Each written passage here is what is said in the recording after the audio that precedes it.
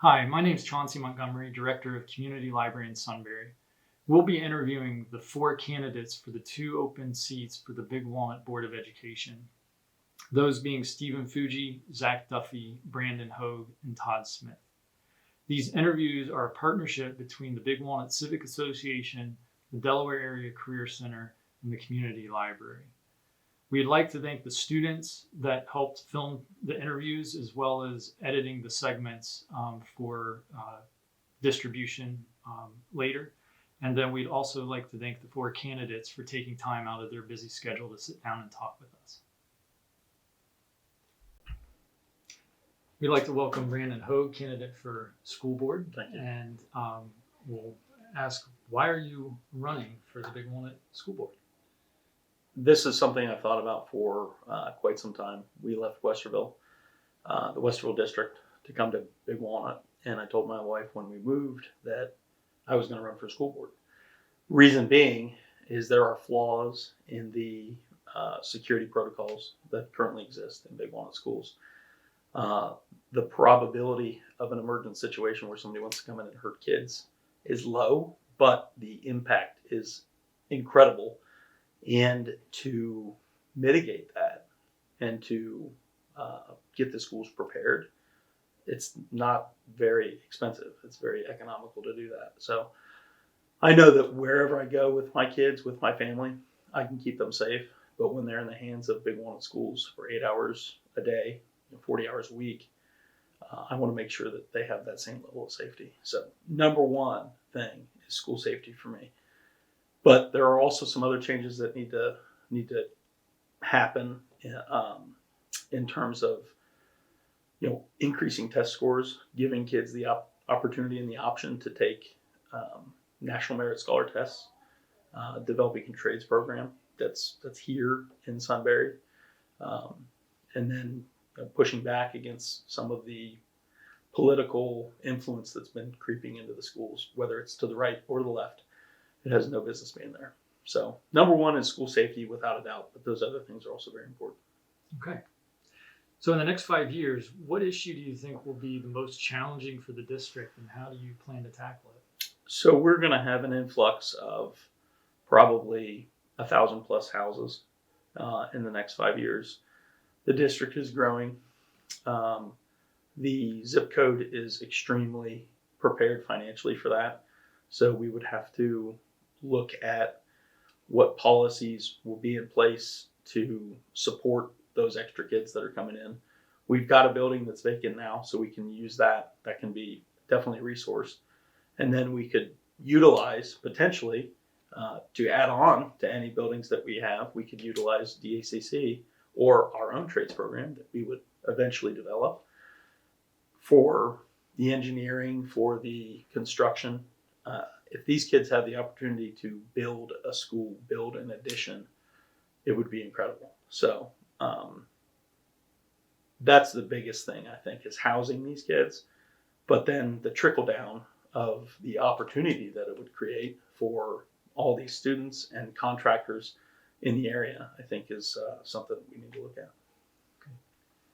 How do you balance issues of staff retention and district growth while leading the district towards financial stability? So my mom was a teacher in Big Walnut for quite some time. You guys probably know her, Rena Hoge. She's everyone's favorite teacher. And she retired 2 years ago, or 1 year ago, I can't remember. What she did for the district was extremely valuable. The instruction that she gave the kids, the education she gave the kids was priceless. So keeping teachers here is going to require a little bit more money. To get top tier talent, you have to pay top tier money.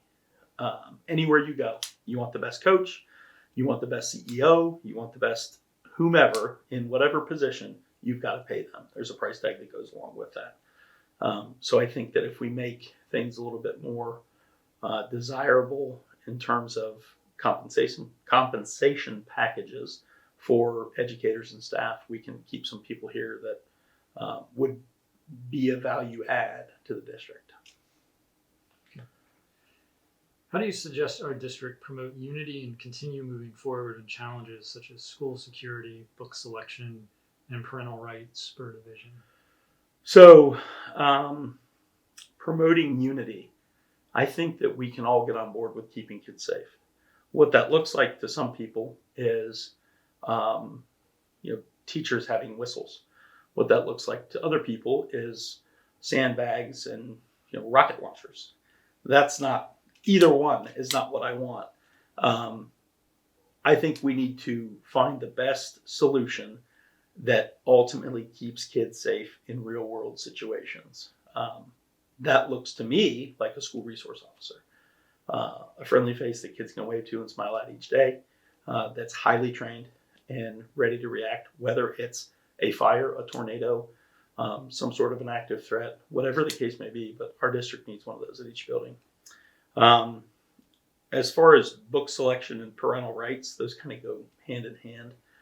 We need to find, the good balance between the parents knowing what's going on, the transparency required for them to know what's going on, and appropriate materials that are educational. There's plenty of, fiction out there that's not so much educational, but entertaining, that gets kids into reading, which is what we need. We need more kids reading. But it has to be the right stuff. We don't need anything that's, explicit. And we need to agree on what that means, what that's called. Some people say that it's a book ban. I wouldn't be in favor of a ban. I would just be in favor of age-appropriate materials and the right buildings with access to it. Going back to the parental rights thing and transparency, one of my biggest hurdles when I talk to my kids when they come home from school is, what did you do all day? I get nothing. That's the answer that I get. Nothing. So you spent 8 hours there and you did nothing. That's great. And I'm sure hundreds of other parents get that same answer. So if we had that transparency where we had a defined curriculum that parents could look at each day and say, this is what my kid's learning, and they can follow along with it, when you get home sitting around the dinner table or on your way to practice or whatever the case may be, you can say, hey, Billy, hey, Susie, I see that you worked on cursive today. I see that you learned about the Industrial Revolution today. Tell me what you learned about it. So you can open up that conversation, which will lead to more transparency, or the transparency would lead to opening the conversation. Either way. All right. And finally, and probably most importantly, how will you be an advocate for all the students at Big Walnut? So that's a tough one, because to be all-inclusive means you are exclusive at the same time. But advocating for education, I would start with advocating for education. I've touched on safety plenty today, so everybody knows how much that means to me. But I think if we can advocate for the opportunity for that education, that would be a good direction to move the district, because it doesn't really exclude anyone or exclusively include anyone. If everyone has the same access to the opportunity, I think that the district can thrive for that. It would be nearly impossible to be an advocate for every single one, but if we write policy that everyone can relate to, I think that's going to be the best approach. Okay. Well, we thank you for your time and wish you the best of luck. Thank you, sir.